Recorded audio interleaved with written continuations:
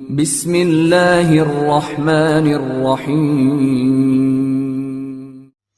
الحمدللہ رب العالمین والصلاة والسلام علی محمد وعلی اہل بیتہ الطیبین الطاہرین اما بعد فقد قال اللہ تبارک وتعالی فی قرآنہ المجید بسم اللہ الرحمن الرحیم وَلَقَدْ يَسَّرْنَا الْقُرْآنَ لِلذِّكْرِ فَهَلْ مِن مُدَّكِرٍ، اور بالتحقیق ہم نے قرآن کو نصیحت کے لیے آسان بنا دیا، تو کیا کوئی ہے نصیحت کو قبول کرنے والا۔ پارہ نمبر 4 خلاصہ قرآن آپ کی خدمت میں پیش کیا جا رہا ہے۔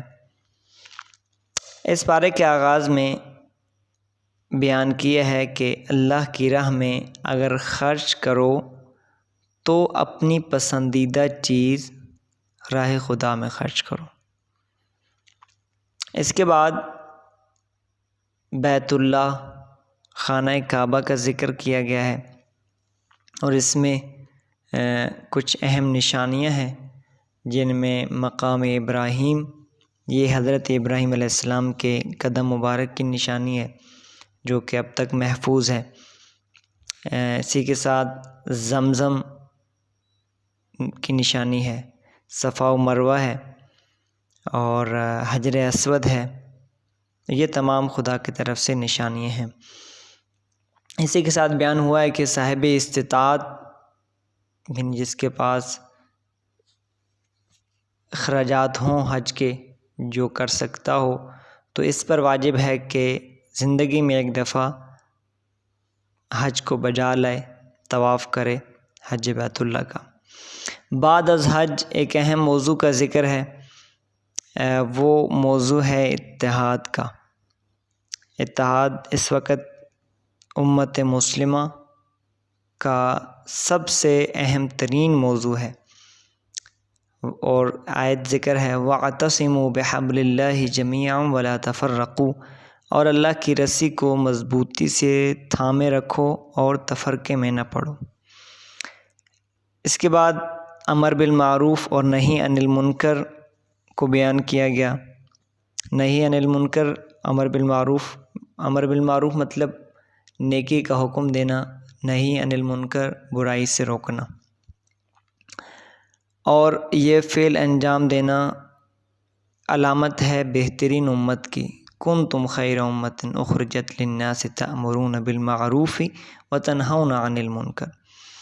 اور ہر حکم شرعی، یعنی ہر وہ حکم شرعی جس کا آپ کو علم ہے، اس کا دوسروں کو بتانا، دوسروں کو پہنچانا آپ پر واجب ہے۔ یعنی کہ اگر آپ کے سامنے کوئی شخص یا کوئی قوم، کوئی ملت آپ کے سامنے گناہوں میں مبتلا ہے، کوئی گناہ کر رہا ہے، تو آپ پر واجب ہے کہ اس کو روکیں۔ اسی طرح کوئی نیک کام یا کوئی ایسا واجب کام جو انجام نہیں ہو رہا، کوئی قوم انجام نہیں دے رہی، تو آپ پر واجب ہے کہ آپ اس کو امر کریں، نیکی کا امر کریں، نیکی کا حکم دیں۔ اس کے بعد 3 غزوات کا ذکر ہے اس پارے میں، غزوہ بدر، غزوہ احد اور غزوہ حمراء الاسد۔ غزوہ بدر اور غزوہ احد کی تفصیل ہے، آپ کی خدمت میں پیش کروں گا۔ غزوہ بدر اسلام کی پہلی جنگ ہے جو کہ مسلمانوں کی تعداد جس میں 313 ہے، اور مشرکین کی، کفار کی تعداد 1000 ہے، اور اس میں مسلمانوں کو خداوند متعال کی مدد شامل حال ہوئی جو کہ فرشتوں کی صورت میں تھی، اور مسلمانوں نے فتح حاصل کی۔ اس کے بعد جنگ احد، غزوہ احد کا ذکر ہے، اور غزوہ احد کا سبب ہی غزوہ بدر کا انتقام ہے۔ یعنی مشرکین کا، کفار کا نقصان اس قدر ہوا کہ اب وہ اس تیاری میں تھے کہ کسی صورت مسلمانوں سے بدلہ لیا جائے، جو جنگ احد کی صورت میں پیش آیا۔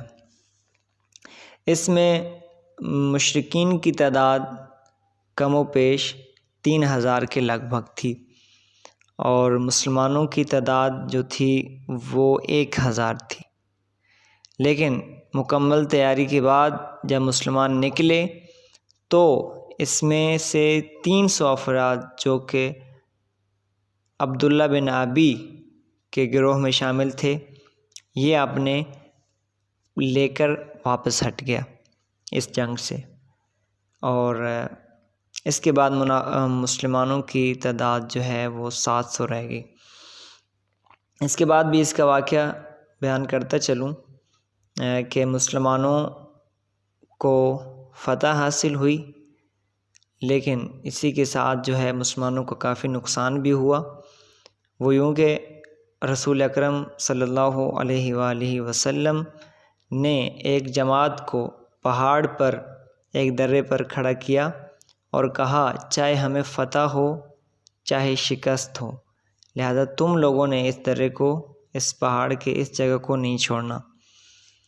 لیکن جب مسلمانوں کو فتح ہوئی اور اس کے بعد وہ افراد جو وہاں درے پر تھے، جب انہوں نے دیکھا کہ ہمارے باقی ساتھی جو جنگ میں مشغول تھے اور انہوں نے فتح حاصل کی، تو اس کے بعد وہ مال غنیمت اکٹھا کرنے میں لگ گئے ہیں، تو لہٰذا انہوں نے بھی اپنی ایمان کی کمزوری دکھائی، اور اس میں وہ افراد بھی شامل ہیں جو نیچے مال غنیمت اکٹھا کرنے میں شامل تھے، کیونکہ ان کو بھی اس چیز کا لحاظ کرنا چاہیے کہ جب ہمارے باقی افراد آئیں گے تو ان کے ساتھ مل کر اکٹھا کریں گے، لہذا انہوں نے بھی اس مجلس سے کام لیا اور اکٹھا کرنا شروع کر دیا، اور ان لوگوں نے بھی اس کو دیکھتے ہوئے وہاں سے درہ چھوڑ دیا، اور جب انہوں نے درہ چھوڑا تو وہ جگہ مشرکین کے لیے موقع ثابت ہوئی، اور وہاں سے انہوں نے دوبارہ حملہ کیا، جس کی وجہ سے مسلمانوں کو کافی نقصان اٹھانا پڑا۔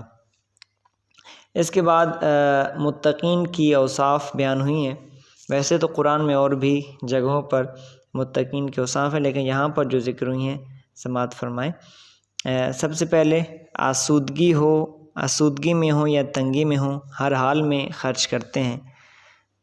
نمبر 2، غصے سے مغلوب نہیں ہوتے، والکاظمین الغیظ، غصے کو پی جاتے ہیں، والعافین عن الناس، اور لوگوں سے درگزر کرتے ہیں۔ اور ان کی ایک اور صفت جو ہے، ان کی سے اگر گناہ سرزد ہو جائے تو استغفار کرتے ہیں، فوراً استغفار کرتے ہیں، اور دوبارہ گناہ سرزد ہونے کی صورت میں دوبارہ اس کے قریب نہیں جاتے۔ یہ متقین کے آخر میں چند اوصاف بیان ہوئی ہیں۔ والسلام علیکم ورحمۃ اللہ وبرکاتہ۔